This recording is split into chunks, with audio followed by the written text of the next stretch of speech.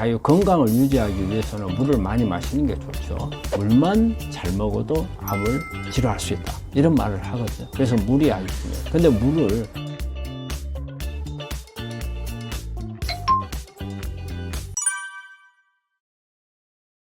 암 환자뿐이 아니고 모든 사람들이 자기 건강을 유지하기 위해서는 물을 많이 마시는 게 좋죠. 그래서 그럼 물을 얼마만큼 마시는 게 좋은가? 일반적으로 그냥 1.5에서 2리터다가 이렇게 여러 매체들을 보면 많이 나오잖아요. 근데 여기에는 약간 우리가 알아야 될 부분이 있어요. 그러면 물을, 자, 우리가 밥을 먹고 나서 물 한 컵 마셔요. 그리고 또 우리 밥 먹을 때 국을 또 먹잖아요. 여러 가지 반찬 속에 들어있는 국물들도 물이 많이 들어있을 거고, 또 우리 밥 속에 먹게 되면은 수분이 있잖아요. 이런 부분들이 있는데, 그러면 물을 다 이런 부분을 합쳐가지고 1.5에서 2리터냐? 그 1.5에서 2리터라는 기준이 있어야 돼요. 근데 1.5에서 2리터 기준은요, 물만 마신 걸 말해요. 물만. 그러면 우리가 밥을 먹을 때 국을 먹잖아요. 그 속에 있는 국은 우리가 먹는 그 음식, 국 속에 있는 건더기, 이런 부분들을 소화하기 위해서 필요한 물이에요. 그렇기 때문에 거기에는 해당되지는 않아요. 그리고 또 하나, 그러면은 그냥 우리가 밥 먹고 나서 컵으로 물 한 잔을 마셨다. 이거는 어떠냐? 이거는 1.5에서 포함되냐? 저는 그것도 포함이 안 된다. 왜냐하면 그 물은 밥을 먹고 나서 우리가 갈증이 올 거 아니에요. 그래서 그걸 해결하기 위해서 먹는 물일 뿐이거든. 그래서 그것도 해당은 안 되고, 우리가 식사라든지 어떤 간식이라든지 이게 하지 않는 상태에서 마시는 물, 이게 순수한 물이 되는 거죠. 우리가 그런 것을 제외하고 그냥 우리가 빈속에 먹을 때 1.5에서 한 2리터 정도의 물을 마시는 게 필요하다. 수분이 부족하게 되면 우리 몸의 전체 물 중에 중요한 거는요, 세포 안에 있는 물이에요. 세포 바깥에 있는 물은 의미가 별로 없어요. 우리 혈액에 있는 물 있잖아요. 혈액에 물이 부족하면 그냥 물만 마시면 돼요. 그러면 갈증 바로 해소가 돼요. 그런데 문제는 세포 안에 물이 많이 있느냐 적게 있느냐.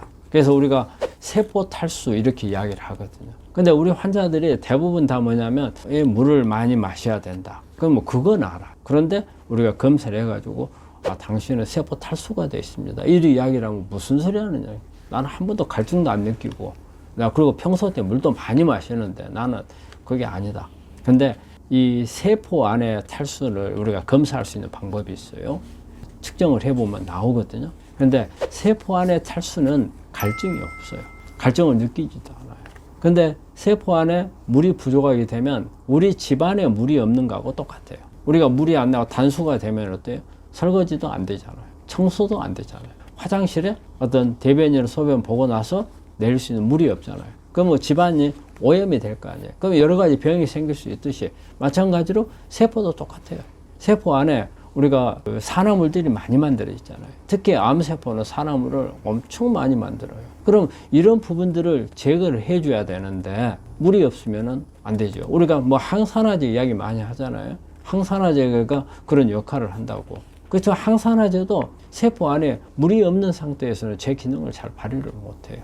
그래서 물을 세포 안에 물을 충분히 공급을 해줘야 또 정상 세포가 암 세포로 넘어가는 것을 막아줄 수도 있고, 이 산화물이 핵 안에서 유전자로 손상을 시켜가지고 변이 된 유전자가 암을 유발할 수 있는 이런 부분들을 막아줄 수가 있거든요. 그래서 우리 말이 그래요. 물만 잘 먹어도 암을 치료할 수 있다, 이런 말을 하거든요. 그래서 물이 아주 중요해요. 근데 물을 그럼 어떻게 먹어야 되느냐?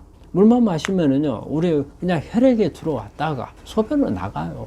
아무 의미가 없어요. 그럼 1.5리터 내지 2리터 물을 마시라고 했는데, 그게 혈액을 거쳐서 그냥 소변으로 나가면 결과적으로 물만 마시면 소변만 많이 보는 꼴이 되잖아요. 세포 안에는 근데 그 물이 들어가지를 못해요. 물은 세포 안에 혼자 단독으로는 못 들어가요. 만약에 세포 안에 물이 단독으로 들어가면 이 세포가 팽창을 해갖고 터져버려요. 그래서 안 되는 거거든요. 그러면 어떻게 해야 되느냐? 물을 마시되 우리가 칼륨이라는 미네랄이 세포 안에 들어갈 때 물을 끌고 들어가요. 우리 세포는 세포 안에 나트륨은 바깥으로 막 밀어내요. 그리고 칼륨을 끌어들여요. 그래서 거기에 에너지를 엄청 많이 쓰거든요. 그래서 이렇게 칼륨이 많은 것을 먹으면 우리 세포는 칼륨을 끌어들여야 안으로 들어갈 때 물이 따라서 들어가요. 그래서 세포 탈수를 막으려면 일단은 칼륨이 많은 음식을 같이 먹어야 된다. 그래서 칼륨은 우리가 보통 이제 또 알칼리성 미네랄 하거든요. 그러게 되면 바깥에 산성화도 막아주거든요. 그래서 그 물을 잘 마시고 칼륨하고 같이 해서 잘 마시면은 산성화도 막아주고 세포 탈수도 막아서 암세포를 억제해 줄 수도 있고 정상세포 암으로 넘어가는 것을 막아줄 수도 있습니다. 물을 어떤 물을 마실 건가 이것도 상당히 참 중요해요. 근데 이 물을 마시면 순수한 물보다는 우리가 그 암 환자들한테 중요한 부분이 미네랄이 상당히 중요하거든요. 그래서 미네랄 공급을 잘 해줘야 돼요. 그 물 마실 때 가능한 이 물 속에 미네랄이 많이 녹아 있는 게 좋겠죠. 그래서 그 정수기 물은 사실 미네랄이 거의 없어요. 그래서 정수기 물은 증류수 먹는 거하고 똑같다고 생각을 해야 돼요. 결과적으로 정수기 물을 오랫동안 먹으면은 미네랄 부족이 올 수 있어요. 근데 이제 예전에는 정수기 물이 거의 역삼투압 물이었어요. 그렇기 때문에 거의 정말 증류수하고 똑같았어요. 근데 요즘에는 역삼투압하고 삼투압 방식을 같이 쓰는 게 많이 나오고 있어요. 그런 단점을 하기 위해서. 그래서 그런 단점을 보완한 물이라면 좀 나올 수도 있지만 어쨌든 미네랄은 부족해요. 그러면 이제 생수 같은 경우에는 미네랄이 이제 아예 이제 처음부터 안에 들어 있는 거죠. 우리가 지하수를 끌어올려 가지고 지하수 속에는 많은 미네랄이 있어요. 그래서 여기에는 이제 미네랄이 함유돼 있기 때문에 괜찮다고 볼 수는 있죠.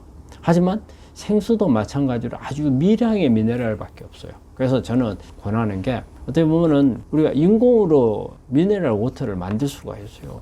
저는 이제 찬물이라 차가 아니고 차는 농도가 진한 거고 찬물. 그래서 뭐 녹차. 우리가 녹차를 그냥 우리가 잔에다가 마시면 그냥 녹차지만 녹차를 뭐 한 1리터 물에다가 타가지고 내가 일상생활에 뭐 운동하러 가거나 바깥에 산책을 가거나 하면서 물 마실 때 그렇게 녹차물을 마시는 것도 좋고요. 그 다음에 연잎차 같은 것도 좋고 그리고 비타민 나무를 가지고 만든 비타민 나무 차 이런 부분들도 좋고 그래서 여러 가지 그 외에도 많은 기호식품들이 있잖아요. 그런 부분들을 넣어 가지고 만든 찻물을 하면은 그게 훨씬 더 미네랄이 많이 있고 그 안에는 또 비타민도 많이 들어가 있잖아요. 그렇게 마시는 게 좋을 것 같아요.